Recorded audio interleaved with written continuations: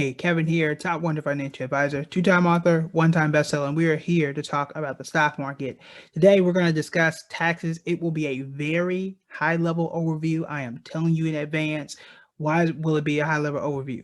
Number one, I try to keep these videos 10 minutes or below, so you cannot explain the entire investing tax system in 10 minutes. Being 100% transparent with you. Number two, tax rates can change depending on who's in Congress, what the administration wants to do, all types of stuff. So it doesn't make sense to do here's what your tax rate is, here's how to calculate, blah, blah, blah, blah, blah. And then by the time you do your taxes in April, in whatever year, it's completely different. So always, I'll tell you now, consult your tax person. One of my favorite tax people that talks about this stuff all the time with regard to investing is Courtney the Ivy Investor. She's amazing. She's inside of the 2020 investing yearbook. Another reason why you want to check it out, buildingbread.com/2021. All right, so we're going to attack taxes and talk about it in three main lenses. Roth IRA, what does it mean there? Traditional IRA, what does it mean there? And then a regular brokerage account. A regular brokerage account or just brokerage account or just an investing account, the way people call different stuff. That's just an account with no tax advantages. An IRA is a retirement account. It has tax advantages.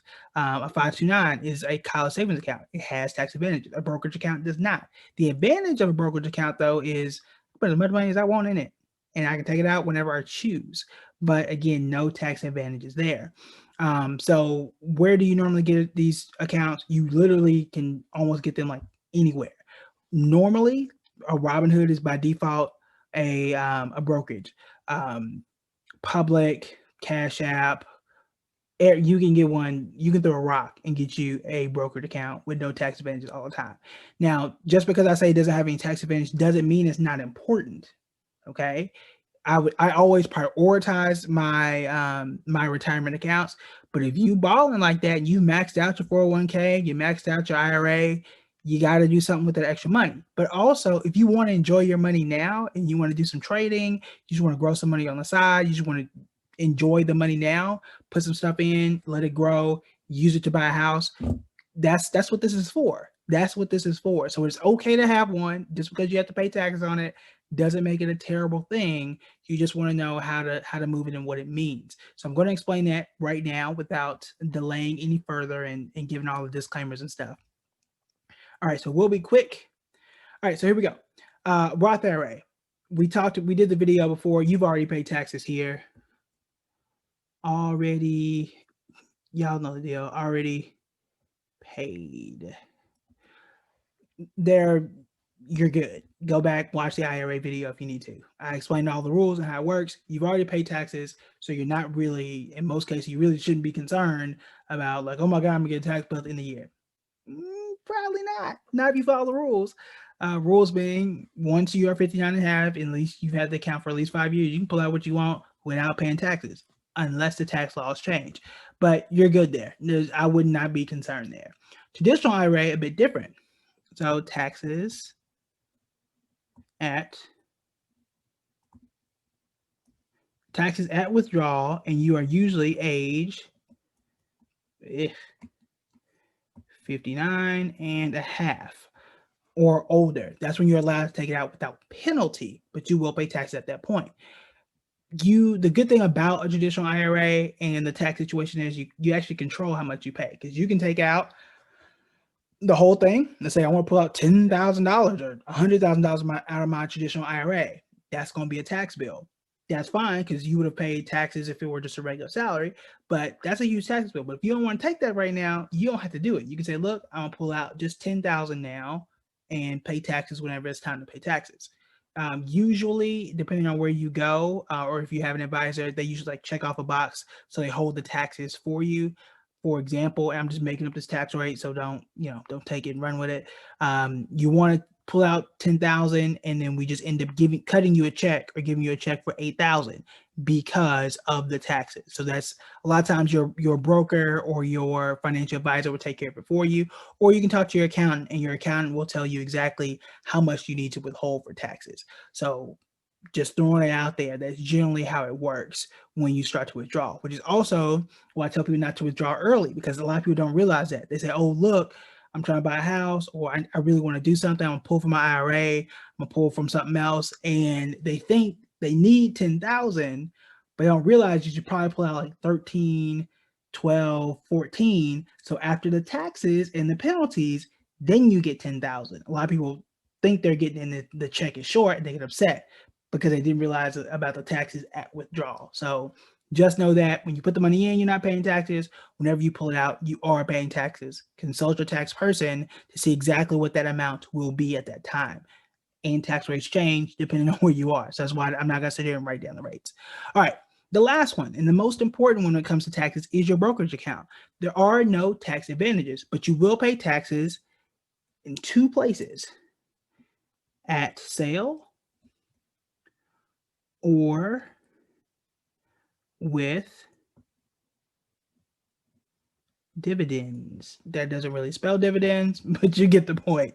So you will either pay at sale when you sell the investment, or when you're paying dividends. That's a terrible way to write dividends. I'm sorry.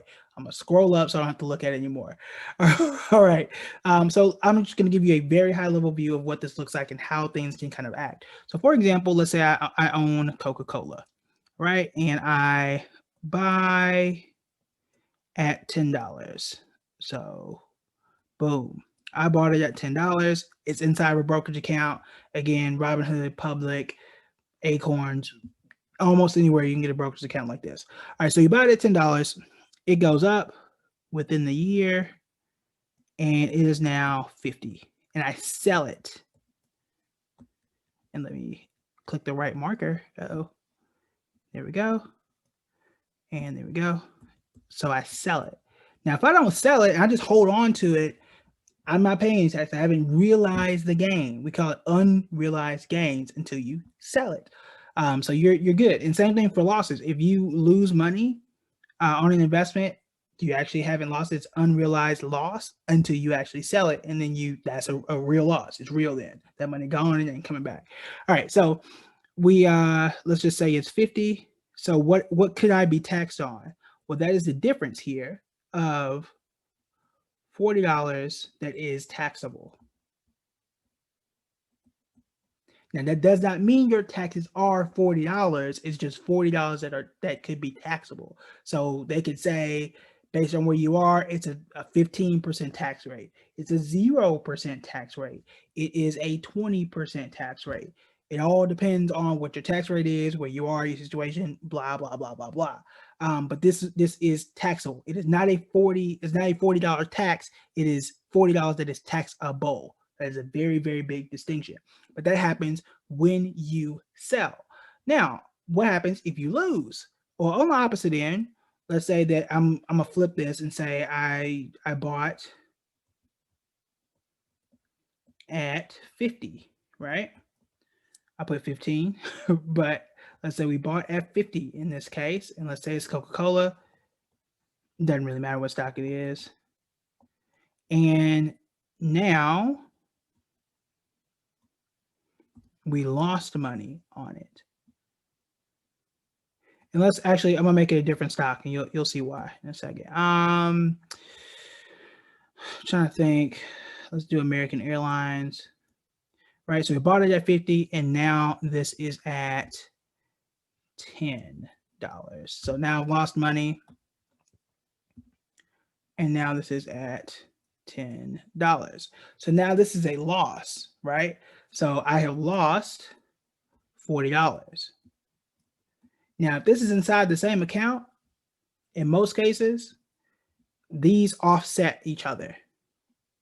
So if I gained I would have had, if I just had Coca-Cola by itself, this one gained $40, this one lost $40, I'm at zero. So there are no taxes in this case. That is, they balance out. So it's in your total account. Now, if I did not sell it, I have to sell it, right? So sell. Now, if I don't sell it, I just hold on to it, then I'm still paying the taxes here, because again, it has to be realized. You have to sell it to get that tax. I'm not gonna call it tax advantage, but that taxable event as the best term for it. But in this case, I made $40 in one stock, I lost $40, then they even out. Now, what happens if this number is different? And I'm just going to erase this. And let's just say that the number was 100 that I lost. So now that means my total loss right here is now negative 60. So in this case, total loss equals $60. And this is a super high level, just basic understanding. So in this situation, in a total loss, I get to take this and reduce my tax. I could reduce my tax liability by about $60. It's not a whole bunch, but the rule is, at least right now, consult your tax professional. You can do what's called a carry forward if you lose more than 3,000. So let's say I lost $5,000, I get to take off 3,000 this year, roll that over to next year, and then I take off 2,000 the next year. That's in a very simple manner. This is a very similar move that we had talked about when Donald Trump did his whole tax thing. I wrote a Business Insider piece on it. That's called a carry forward. But you have to lose a lot of money, which you don't really want to do in the market. But that is a thing that does happen. So if you lose more than 3,000, that's a cap right now. You take the rest, you roll it over to next year to offset what's going on inside your portfolio. But that's how it works. So if you are in a gain situation and you actually sell and your entire portfolio is up, then you have a situation where it's taxable. If you lose, you can offset those gains and have your tax bill be zero. A lot of times they call this tax loss harvesting, where you'll go through and say, look, well, I'm making this number up, right? I made $4,000. I don't want to pay that tax. So what I'm going to do now is sell all the stocks that were terrible so I can like reduce my tax bill because I lost money on them. You don't pay when you lose money.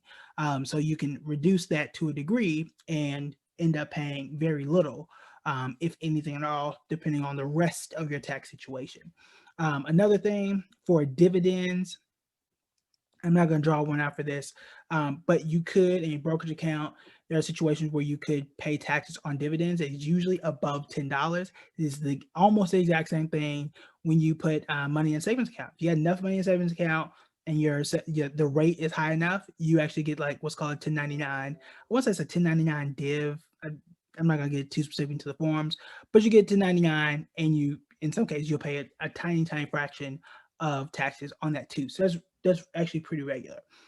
If you reinvest those, I don't think that you pay taxes on those. Consult your professional there. I don't recall seeing it when I do my own taxes. But that's really it. If you are trading, let's say you're trading options or anything of that nature, I'm gonna stop sharing. You could be taxed on that. So a strategy I've seen work for some people is that they know, I'm trading, I'm doing this. When I make my money, I'm taking this bit aside, I'm setting away for taxes so that when that time comes, they're able to pay that tax bill. But there could be a situation in which you do pay taxes if you do well. And that's how it works. A lot of people, you always want to be as efficient as possible when it comes to taxes. So pay what you owe and don't pay no more. Your tax professional will help you to do that a bit more. But if I made $50,000, that's good. I'm gonna pay tax on it, but I made $50,000. I'll take that, right? If you lose, you don't pay taxes, but you don't want to lose either. So always just be aware of that. But taxes are a thing. I recommend in most cases focus on your retirement accounts first. It's a 403b. That's your 401k. That is your Roth IRA and or a traditional IRA. We did a video on Roth versus traditional earlier, so you can go and look at that. You also, when you're thinking about taxes as an investor, especially if you're trading and you're trying to aggressively make money inside their brokerage account, you want to talk to your tax pro at the end of the year in most cases to see what should we sell to kind of offset, what could the bill be, and what do you need to be prepared for. Lastly, this is another advantage for those who are long-term investors, because if you buy it and you just hold it for years and years and years and years, you're not paying any taxes because you haven't sold anything. So that is an advantage there. If you're selling inside of a Roth, if you're selling inside of traditional, Nobody really cares until you start withdrawing that money, at least in a traditional IRA. All right, so that is it. I hope it was helpful. Please reach out to Courtney. If I remember, I'll add her stuff to one of the things, one of the descriptions somewhere. If not, you will have our contact info inside the 2021 Investing Yearbook, which is the best way to get in touch with people and learn about what to invest in this year, what things are doing well, what things we expect to do well, and then if things don't go well, if they don't, we also have a list of defensive stocks that will help you regardless of what the economy does. Because I was thinking ahead when I created it, when I asked people about their ideas. All right, that's it for me. Talk to you guys later. Bye.